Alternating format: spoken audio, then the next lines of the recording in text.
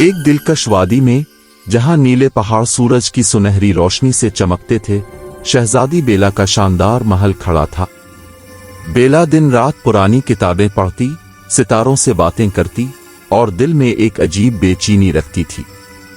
इसे लगता था कि उसकी जिंदगी में कोई बड़ा राज छुपा है, एक राज जो उसे खुद ढूंढना है।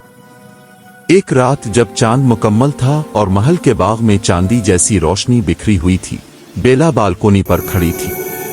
हवा में एक पुरानी खुशबू थी, जैसे कोई कदीम जादू जाग रहा हो।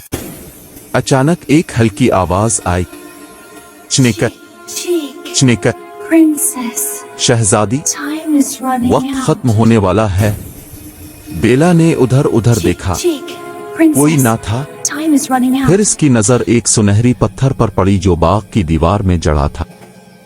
पत्थर से नीली रोशनी निकल रही थी।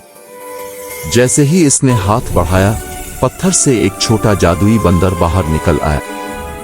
बंदर की आंखें नीलम की तरह चमक रही थीं, दम पर एक सितारा बना था और वो हवा में तीर रहा था। मैं ज़ीको हूँ, एक 700 साल पुराना जदुई बंदर। मैं तुम्हारे लिए आया हूँ प्रिंसेस बेला। एक कदीम लानत जाग रही है।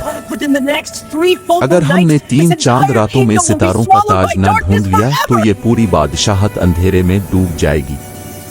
ज़िको ने हुआ में एक चमकता नक्शा खींचा।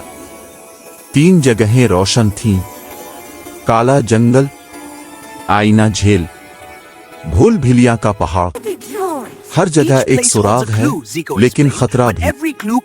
सबसे बड़ा खतरा शबीह मलिका है, वो भी ताज चाहती है। बेला ने पूछा, मैं कैसे जाऊं? मेरे वालिद मुझे नहीं जाने देंगे। ज़िको मुस्कुराया, जादू की रात है, हम छप कर चलेंगे। इसी वक्त सिपाही आए। ज़िको ने नीली रोशनी चमकाई और दोनों गायब हो गए।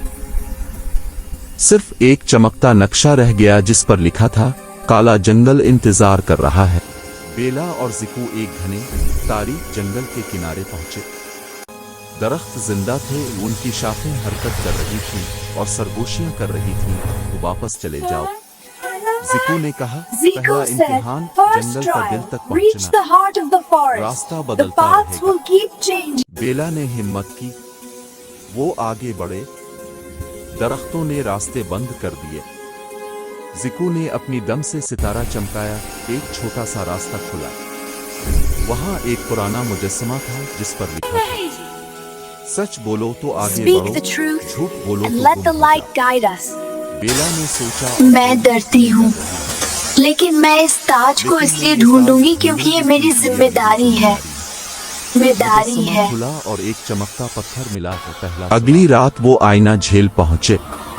पानी बिल्कुल शफाफ था, लेकिन इसमें बेला का अक्स नहीं था। इसकी जगह एक खौफनाक साया था, शबीह मलिका का अक्स। झील बोली, अपना सबसे बड़ा खौफ देखो और उसे कबूल करो।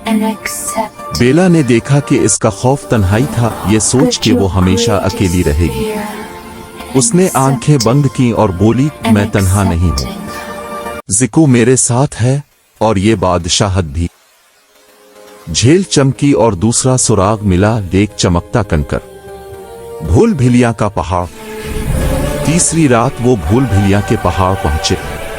हर पत्थर झूठ बोलता था। हर चीज यहाँ झूठ है, दाएं जाओ, दूसरे ने कहा बाएं खतरनाक है। ज़िको ने कहा सब झूठ है, उल्टा करो। बेला ने हर बात का उलट किया और ऊपर पहुंच गई।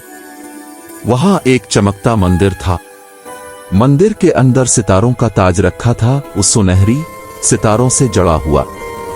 लेकिन अचानक शबीह मलिका नमूदार हुई। इसकी आंखें सुर्ख थीं।